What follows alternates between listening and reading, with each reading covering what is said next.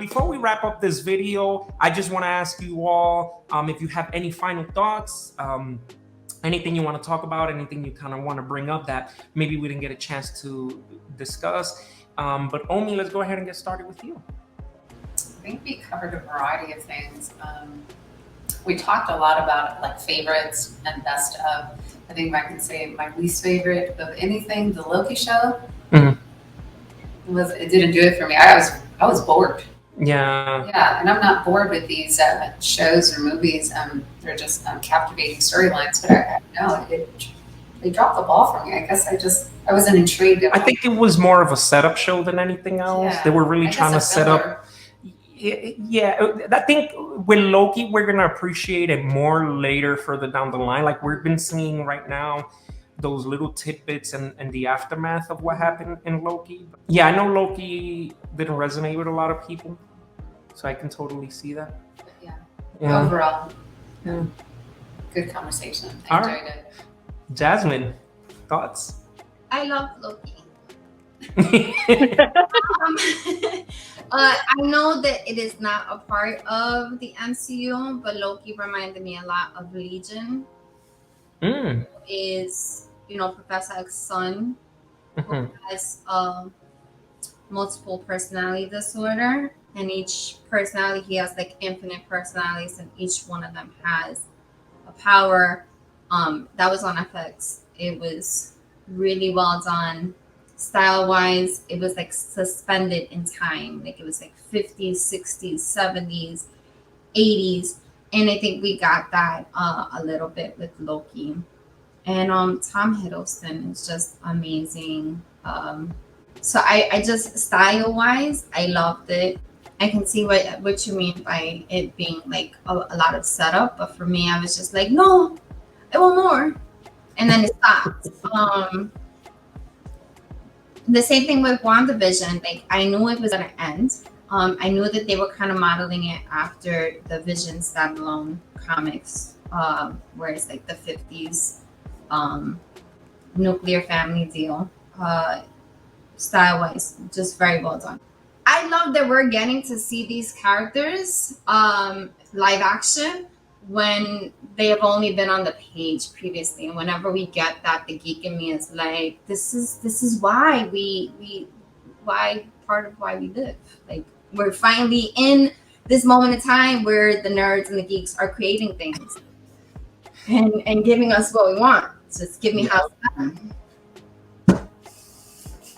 She's gonna get it. We'll see. Brittany, any final thoughts? In regards to Loki, I agree. I've only seen, I think, half the episodes. I could not get into it. I was just not captivated. I'm gonna have to go back and probably start it over actually, because I don't remember all of it, and finish watching all the episodes because I couldn't do it. I was bored. Jasmine, are they breaking your heart? Sorry. I don't know. No, it's fine. I'm weird. I love What's the saying? Art is subjective, right? And if anything, the MCU is art. It really is. It really is. Now, okay, are you guys ready for a pop quiz? No. Yeah. Pop quiz. This is an easy one, I promise. This is an easy one. I'm gonna let whoever wants to go first, free for all. Best Stan Lee cameo in any Marvel movie. It doesn't even have to be just the MCU. It could be any Marvel movie. I think you have a condition, son. No, but that wasn't Stan Lee. No, but he came up in that, and didn't he? No, that wasn't him. That was another old man. That was another old man. Dang, I thought that was him. That was funny, actually. That's staying on the video. That was solid for me. That was like one of the best line deliveries.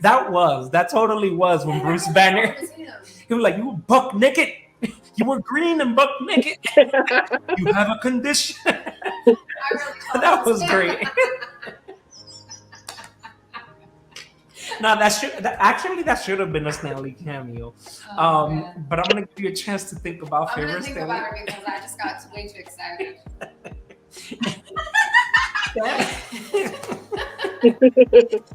Stan Lee. Okay.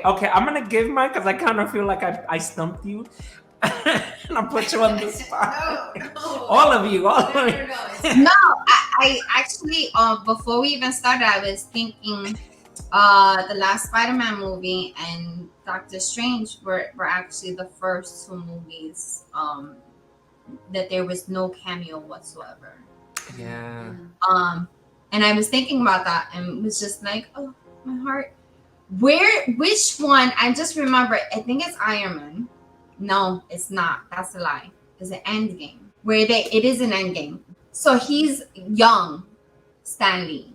Yes. In the car, and he's like a hippie, right? So, and I think it was Tony Stark goes back to see his dad to replace the Infinity Stone. So it has to be Endgame. It was Endgame, yep. Yeah, so that's because it was so cute, and it was like one of our last. Yeah. Tony I Stank. mentioned Tony Stank. Tony Stank. When he was delivering mail. Yeah, he was a FedEx or UPS, and that was Civil War where Tony and Rhodey were talking, and he's like, "I'm looking for Tony Stank." Yeah. Yeah, that was a good. I was just gonna say that at least we have the Watcher, right? That's supposed to be a reference to Stan Lee. Stan Lee is supposed to be the Watcher, watching the stories, so he can always live on in the comics. Yeah, because he was hanging out with the Watchers, I think in an asteroid or something in the second Guardians of the Galaxy movie, where he was just like, "Oh, so there was this one time where I and they were all there." Yeah.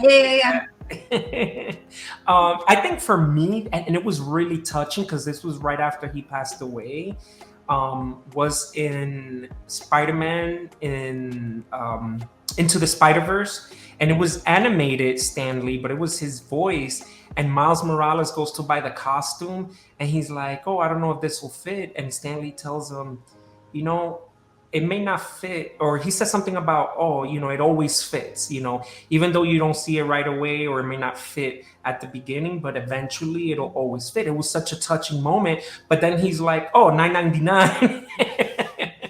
And it was such a cool little moment because, you know, I think that one and the one from Spider-Man 2 or Spider-Man 3, where he tells Tobey Maguire is looking at himself in the screens in Times Square, and he's standing next to him, and he's like, "See, one person can make a difference." So, you know, those little Stan Lee cameo moments have always been great. But I think that's it. Thank you guys. I hope you all enjoyed doing this video. I hope you guys continue enjoying the movies, and hopefully we can do this again. But any questions for me? Any questions for Danny? I have a question. When are you going to go see Thor? I need to call you. When are we gonna go see Thor? Brandy, we'll set up a babysitting date for when, Julie. Yeah. Okay. Thank you. Yeah. I have questions. I know. I've been hearing a lot about it. I'm sorry. I have a question. Yeah. So Jessica Jones, Luke Cage, Iron Fist, no Punisher though, which is whack. They've moved to Disney officially. Do you think they're gonna make new? I want new Jessica Jones, but do you think they're gonna make new shows? New episodes? So, Punisher is on Disney Plus. It's there. You just gotta look for it. Okay. Yeah, it is. The 2 seasons are there. So there is this rumor. Okay, so you remember Echo from Hawkeye, the TV show? She's getting her own show, and apparently Vincent D'Onofrio is going to be in the show, as well as Matt Murdock. So Charlie Cox is going to be in it. So they're going to be in it, which is awesome because that ties directly to the comic books. Matt Murdock did have a love interest relationship with Echo, so we might see that in the show. We'll see. Punisher. Okay, so I don't know. Okay, so I'm gonna nerd out here. So, what's his name? That played the Punisher. Shane? No. Oh yeah, Shane from She Walking said Dead. Shane, yeah. Bernthal, right? Mhm. John Bernthal. Okay. So interesting tidbit, right? John Bernthal was filming this movie with Chris Hemsworth, but Tom Holland was in that as well. So John Bernthal and Tom Holland both, while they were on set, filmed their audition tapes, and they helped each other audition for their respective roles. So Tom Holland auditioned for Spider-Man and John Bernthal auditioned for Punisher, and they both got the parts.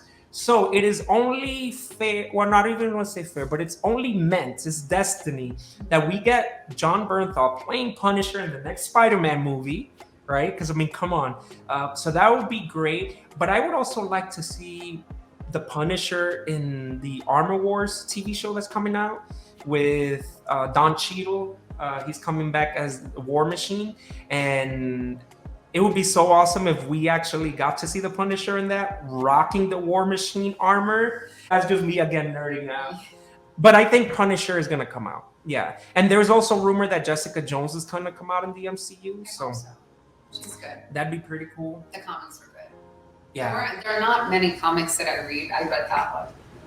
That series. Very good. yeah. Thank you so much for watching this video. Let us know what your thoughts were. If you have any questions or comments, feel free to drop them below. If you like this video, leave a thumbs up, subscribe, hit that notifications bell,